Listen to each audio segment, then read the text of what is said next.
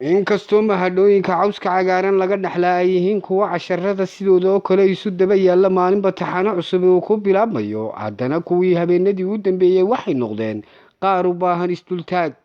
maxaad ka taqaanaa xidigii rikoodhka weyn dhigay ee qalbadda jebiyey Bayer Leverkusen guuldarrada noocay tahay ilowday, Alonsona yidhi dhabanada qabso. Ademola Lookman waxa uu ku dhashay dalka Ingiriiska sanadkii 1997. waa ciyaaryahan cajiib ah, laakiin magaciisa waxaa dib loo bartay kulankii finalka Europa League ee uu qalbadda jebiyey Bayer Leverkusen oo xaadir ah. saddexleydii uu dhaliyay ayaa noqotay mid taariikhda gashay. waa markii ugu horeysay abida finalka Europa League saddexley laga dhaliyo, isagoo koobka ku hogaamiyey kooxda reer Talyaani ee Atlanta, isla markaana jebiyey rikoodhkii guuldarro la'aanta ee tababare Alonso. waxa uu xilli ciyaareedkan wacdaro ka dhigay horyaalka Serie A, isagoo bishii Janaayo 3 kulan oo isku xigta dhaliyay min 2 gool. waa ay ku jirtay kulan ay barbaro 3-3 la galeen kooxda cajuusta ee Juventus. Leverkusen oo keliya qalbiga kama jebinin Lookman, sidoo kale wuxuu qalbiga jebiyey xulka Ingiriiska sanadkii 2017.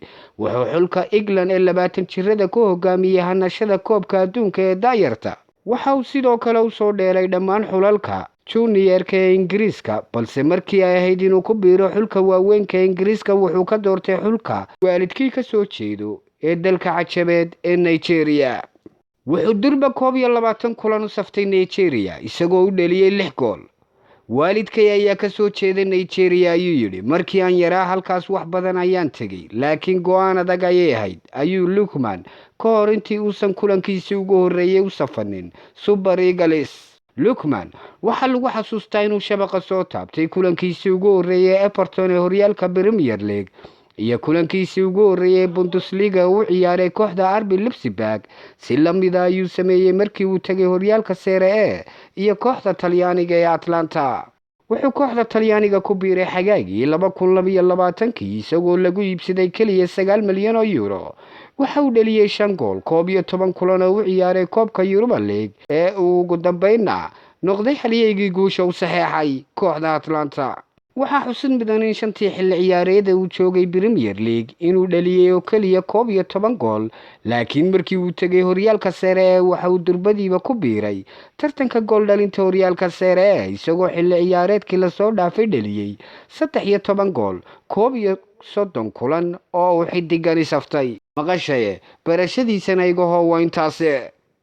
weli xubnaha u baahan in la isdultaago ayayna sii dulmeeraynaa. Toni Kroos ayaa doortay 4 ciyaartooy ee ugu fiicnaa ee uu ka garab ciyaaray, 3 ayaana Real Madrid ku abtirsada, midka kale talo waa kuma. xidiga Real Madrid ee ka fadhiisanaya kubadda cagta ee Kroos ayaa magacaabay 4 ciyaartooy ee ugu fiicnaa ee wadaageen qolka lebiska intii uu ku jiray kubadda cagta, waxaana uu qaybiyey Bayern Munich iyo Real Madrid inkastoo uu kala badiyey. Toni Kroos ayaa salaasadiisii lama filaan qulubta daawadayaasha iyo mucaaqiqiinta kubadda cagta dhulgariir ugu riday kadib markii uu ku dhawaaqay inuu ka fadhiisanayo kubadda cagta xagaagan, isla markaana ku soo gunaanadaya waayihiisa Real Madrid ciyaarta finalka Champions League ee Borussia Dortmund 1 June ay ku ballansan yihiin.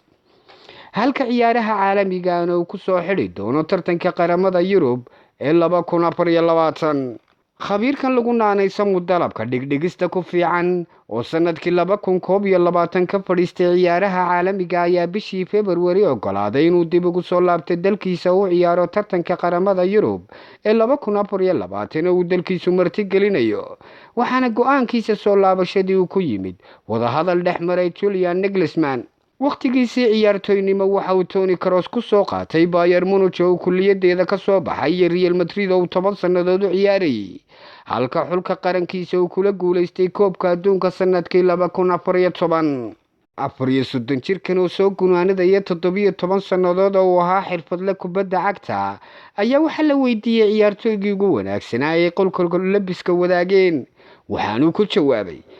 xirfadayda ayaa soo tustay ciyaartooyo qayru caadi ah, kuwaas oo aan isku koox ahayn amaba xifaaltanay, sidaa daraaddeed way adag tahay inaan tiro yar soo doorto. haddii ay qasab tahay inaan doorto waxaan xulanayaa 4. goolka waxa uu xushay Manuel Neuer oo marna ay isku koox ahaayeen marna ay iska soo horjeedeen. difaaca ugu wanaagsan waxa uu doortay Sergio Ramos halka khadka dhexena uu cumaamuday Luka Modric weerarkana way iska cadahay oo waa Cristiano Ronaldo xidigan hadalhayntiisu maaha mid ka baxaysa warbaahinta sababtoo maxaa yeelay waa xidigaha marla araga ee kubadda cagta iyo dunida soo maray runtii maalmo yar ayaa ka hadhay daawashadiisa ku sii raaxaysta marba dhici doonta qaarkiin iyo dhalaanka soo kacayaba la oran doono Toni Kroos ayaa jiray runtii in lagu waaxidigaha lagu raaxaysto muuhibadooda cawska cagaaran gudihiisa Mbappe ayaa markii horeeyay bixiyay qishka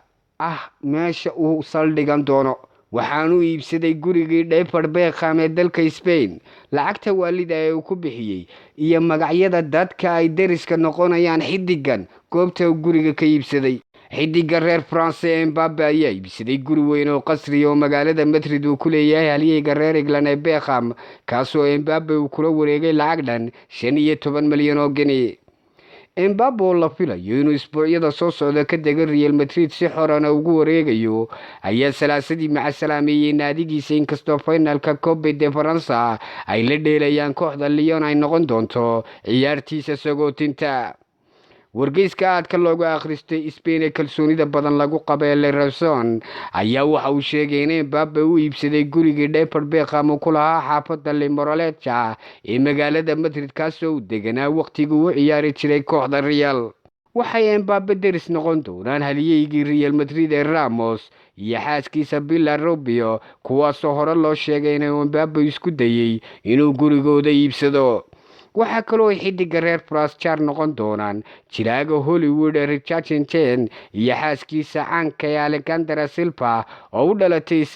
wadanka Spain isla markaana ku jirta dadka magaca weyn wargeyska Le Razon ayaa sidoo kale sheegay in xaafadda Le Moraleja gaar ahaan aagga Levensa uu ku yaalo guriga uu iibsaday Mbappe in sidoo kale uu degan yahay xidiga Bellingham halkaasna uu ku yaalo qasriga Ronaldo ee uu deganaa intii uu ciyaariyay kooxda Real Madrid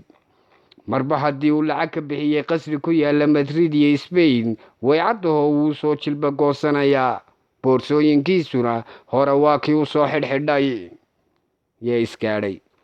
xubnaha xanta suuqana aan dul istaagno gacantana aan gelinne baraha reer Argentina 52 sano jirka ee Pochettino ayaa xiiseynaya inuu la hadlo kooxda Man United haddii ay caydhiyaan Erik ten Hag durtaba waxa uu halkaas u diray wakiiladiisa suudharka madmadow si ay gacan haadis uga bilaabaan Arsenal ayaa diyaar u ah inay u dhaqaaqdo goolhayaha kooxda Feyenoord ee Justin Blow oo 26 sano jir iyagoo filaya in 26 jirka reer England ee Ramsdale ay macasalaameeyaan taasoo ka dhigan in durtaba dilaalintii faraha dhuudhuubnaa ee Arsenal ee suuqa loo diray dhinaca Feyenoord dhinaca kale wararka duulduulka ee soo baxaya weeraryahanka kooxda Napoli Victor Osimhen ayaa iska diidi doona inuu ku biiro Paris Saint-Germain iyo kooxaha wadanka Sacuudiga isagoo ka dooranaya kooxda Chelsea sida lagu helay xanta waraaqihii u dambeeyay waxa xariiqay wakiilada xidiga Man City ee Kevin De Bruyne ayaa wada hadal kula jira kooxda cusub ee horyaalka Mareykanka ee San Diego FC taasoo xiisa gaara oo malaayiin dollar oo boqshad madow ku jirana la daba taagan xidigan Kevin De Bruyne kooxda Man United ayaan diyaar u ahayn sida la helayo wararka inay qandaraas cusub ka saxeexdo Bruno Fernandes inkastoo xidiga khadka dhexe uu xiisa ka helaya kooxda Sacuudiga Al Nassr oo iyadu mar horeba sahamiyayaal xogtiisa si dhab ula soo socodsiisa magaalada Manchester hotel qaaliya uga kiraysay yaa iskaadhay weli boqnaha la isma jirin koox walbaaba midkay ku socoto in boqnaha la qabto waa mid ay ku istareexayaan bilyaneeradu xubintu waa kariski iyo kala haadintii anigu waxaan ahay Maxamed Tirike intaynu xubintan midda xigta ku kulmi doonno inta ka horeysa sida ayaa maana Allah Smart Dental Clinic Smart Dental Clinic xarunta daaweynta afkiilku waxay kugu wargelinaysaa in ay kuu samaysay qiimo dhimis aad u ballaaran sanad guuradii afraad awgeed adeegyada qiimo dhimista lagugu sameeyana waxaa ka mid ah birta ilkaha oo aad ku xidhanayso oo keliya $100 oo aan wax dambe lagu weydiinaynin haddaba qiimo dhimistu waxay soconaysaa muddo kooban dadka qiimo dhimista loogu xidhayaana waa ay kooban yihiin sidoo kale Smart Dental Clinic waxaad ka helaysaa adeegyo kale oo iyaguna bilaasha iyo sidoo kale qaar qiimo dhimis leh hamogaanin smart dental clinic oo ku taalla gudaha magaalada Hargeysa gaar ahaan agagaarka hotel Cali Jirde ama markaad u dhaqaaqdo wadada dheer ee tegaysa xarunta dabdamiska inta aanad gaarin waxay ka soo